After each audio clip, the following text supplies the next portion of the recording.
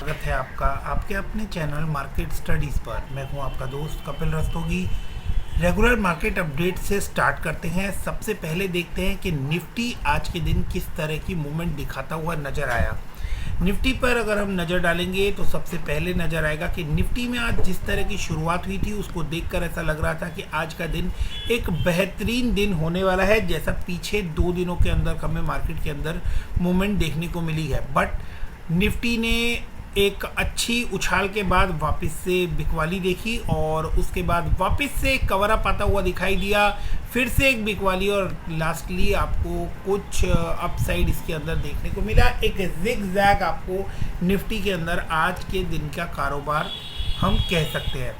कल के दिन से कंपैरिजन करें, मतलब कल के दिन को आगे एक्सटेंड करें तो सिर्फ 35 पॉइंट निफ्टी में ऐड हुए हैं। बट यहाँ एक पॉजिटिव बात यह है कि पीछे 3 दिनों से निफ्टी आपको ग्रीन के अंदर बंद होता हुआ दिखाई दे रहा है। तो कुछ मार्केट कंडीशंस जो है वो सुधरती हुई नज़र आ रही हैं। 4 स्टेट में बीजेपी ने गवर्नमेंट बनाई है। पंजाब में एक क्लियर कट मैंडेट के साथ आम आदमी पार्टी की गवर्नमेंट बनती हुई नज़र आ रही है। तो एक स्टेबल गवर्नमेंट बनती हुई नज़र आ रही है, जिसके वजह से आपको मार्केट के अंदर एक स्टेबिलिटी अब आती हुई दिखाई दे सकती है। 3-4 दिन से मार्केट ग्रीन है और माइट भी अगर ये यहाँ एक बेस बनाती है, अब सस्टेन करती है, तो मार्केट में फिर से आपको एक अच्छा अपवर्ड मूवमेंट देखने को मिल सकता है।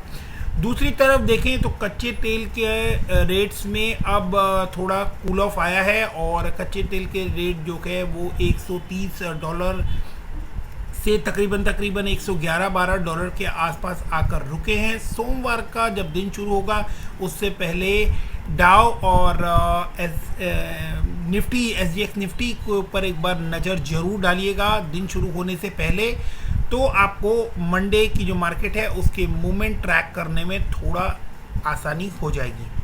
तो ये हुए मार्केट के रेगुलर अपडेट। इसके अलावा रशिया यूक्रेन के ऊपर अभी आपको कुछ शहरों के अंदर युद्ध विराम की खबरें सुनने को मिली हैं और अभी कोई परमानेंट सॉल्यूशन ऐसा रशिया यूक्रेन की वॉर पर आता हुआ हमें दिखाई नहीं दे रहा है। तो उसके ऊपर भी नज़र बना के रखनी होगी। मार्केट से जुड़े हैं तो मार्केट के इम्पॉर्टेंट चीज़ों के ऊपर हमें नज़र बना के रखनी होती है।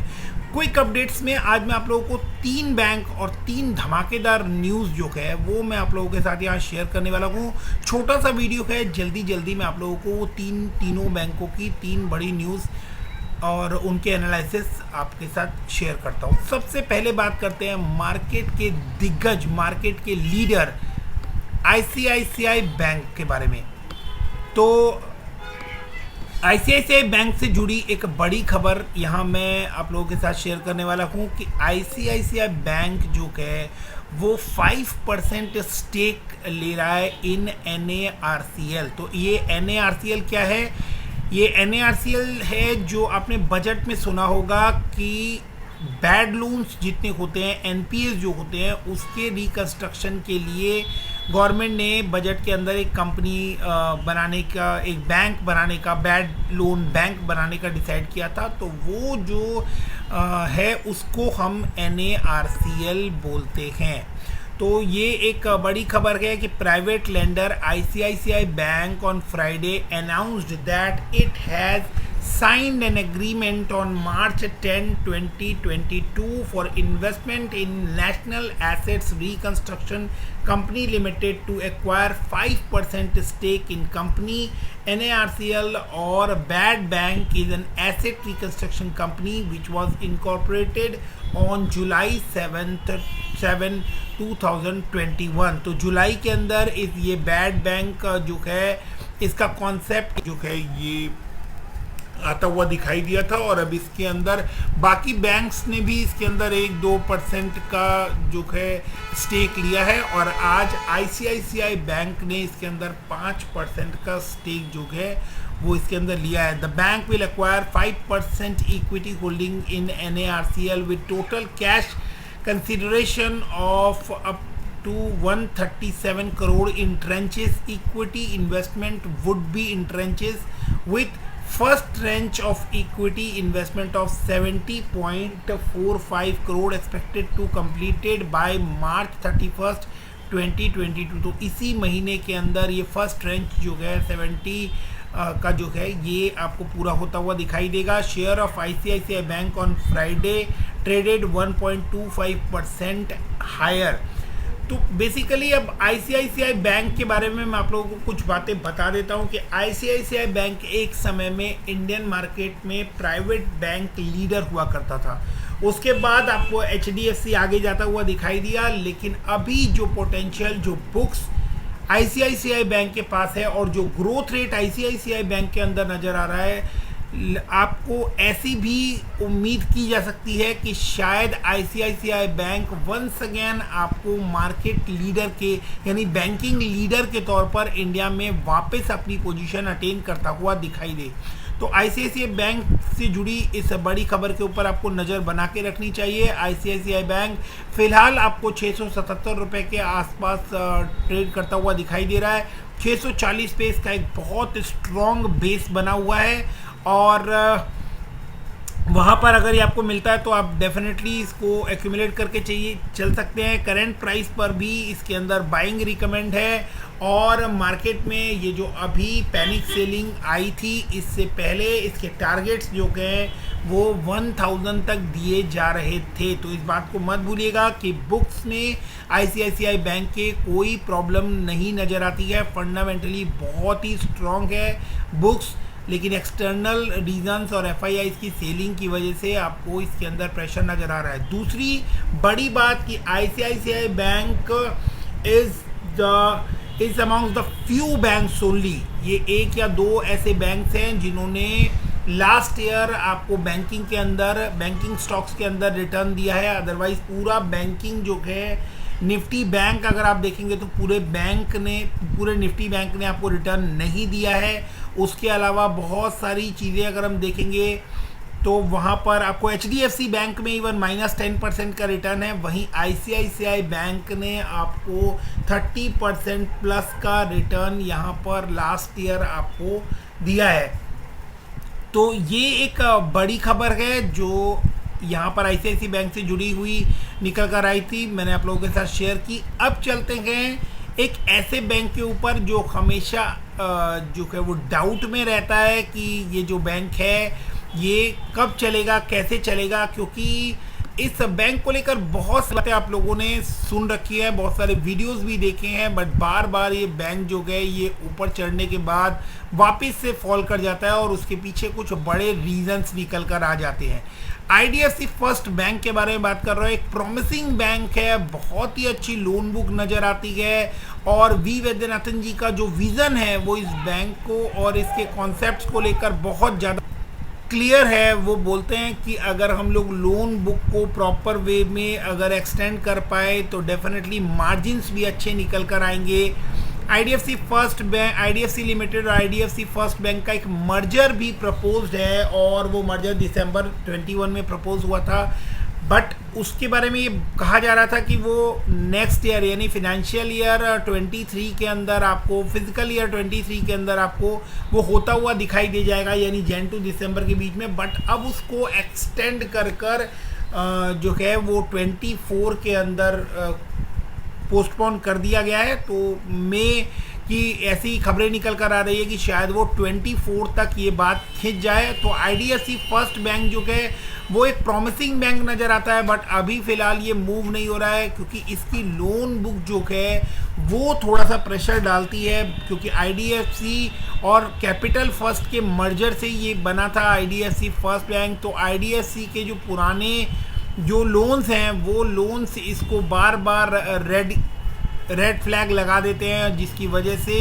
कोई भी जहां भी बड़ा डिफ़ॉल्ट होता है उसमें कहीं ना कहीं घूम फिर कर आईडीएफसी फर्स्ट बैंक का नाम भी इसके अंदर आ जाता है। हालांकि वी वैद्यनाथन जी का जो विज़न है उसको देखते हुए आईडीएफसी फर्स्ट बैंक जो है उससे उम्मीदें की जा सकती है।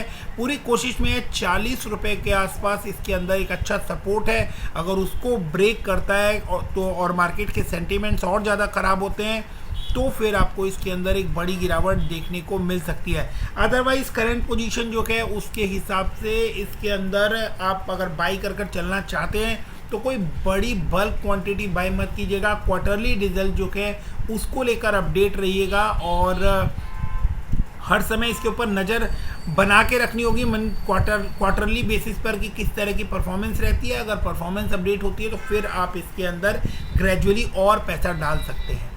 Last but not the least, जो थर्ड बैंक है उसके बारे में बात करने जा रहे हैं, और वो एक ऐसा बैंक है जिसको लेकर लोगों की उम्मीदें बहुत ज़्यादा है। एक मोस्ट हैपनिंग बैंक इंडिया का, जिसने बहुत सारे लोगों की उम्मीदें जगा रखी है और बहुत सारे लोगों के अरमानों पर ये बैंक पानी फेर चुका है, बहुत ज़्यादा बड़ा नुकसान दे चुका है, और उसके बाद भी उम्मीदें बहुत ज़्यादा है कि एक दिन ये मल्टी बैगर बनेगा और एक दिन ये वापस से करोड़ों रुपए कमा कर देगा।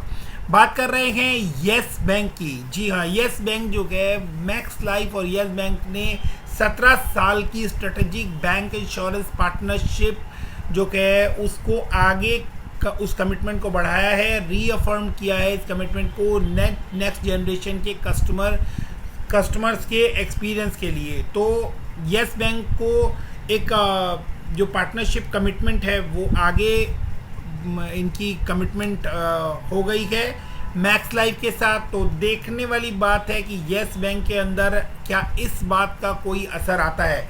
असल में येस बैंक के कस्टमर्स को, येस बैंक के शेयर होल्डर्स को बेसिकली एक ही बात मैं बार बार बोलता हूँ कि अगर आपको इस बैंक से पैसा बनाना है तो दो इम्पॉर्टेंट बातें आपको ध्यान रखनी चाहिए। एक, आपकी कैपिटल जो है वो इसमें बहुत ज़्यादा ना फंसी हुई हो।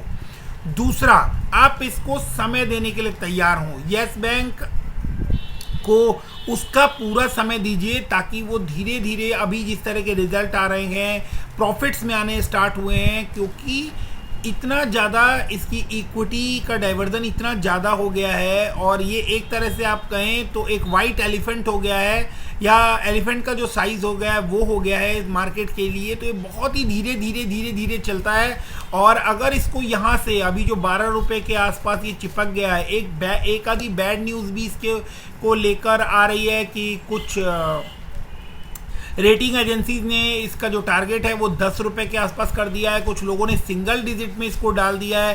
तो इस तरह की चीज़ें जो है वो और ज़्यादा मार्केट में पैनिक क्रिएट करती हैं, और बार बार इसके अंदर आपको एक डिप देखने को मिलता है। तो एक आधी दिन आपको इसके अंदर ग्रीन देखने को मिलेगा, फिर डिप देखने को मिलेगा। ये इसी की प्राइस के आसपास आपको चलता हुआ नज़र आ रहा है, क्योंकि यहाँ से अगर इसको 24-25 रुपये भी जाना हुआ तो यहाँ से इसको डबल की जर्नी तय करनी पड़ेगी। तो ये एक बड़ा फैक्टर है। और येस बैंक जो है उसके अंदर एक बड़ा निवेश भी अभी आना बाकी है। एक कैरलाइल एक फर्म है, उसने इसके अंदर इन्वेस्टमेंट की बात की है।